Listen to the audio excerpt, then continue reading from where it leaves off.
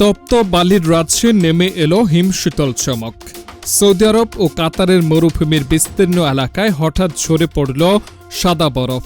যে ভূমি পরিচিত ছিল দাবদাহ আর ধুলোর জন্য, সেখানে এখন বরফে মোড়া পাহাড়, সাদা চাদরে ঢাকা রাস্তা।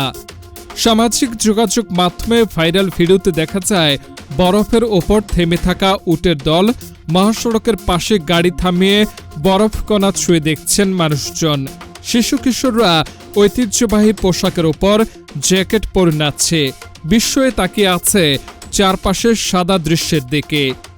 গত 17 ও 18 ডিসেম্বর সৌদি আরবের উত্তর পশ্চিমাঞ্চলের জাবাল আল লাউজ, আল মাজমাহ ও আল খাট এলাকায় এবং একই সময়ে কাতারের কয়েকটি অঞ্চলে এই বিরল তুষারপাত হয়। আবহাওয়া অধিদপ্তরের তথ্য মতে পাহাড়ি এলাকায় তাপমাত্রা হঠাৎ কমে যাওয়ায় সৃষ্টি হয় এই অস্বাভাবিক পরিস্থিতি। বিশেষজ্ঞরা বলছেন, শীতকালে সৌদি আরবের কিছু অঞ্চলে মাঝে মাঝে তুষারপাত হলেও মরুভূমি জুড়ে এমন দৃশ্য অত্যন্ত বিরল। জলবায়ু পরিবর্তনের প্রভাবে আবহাওয়ার এই নাটকীয় রূপ দেখা যাচ্ছে বলে মত তাদের।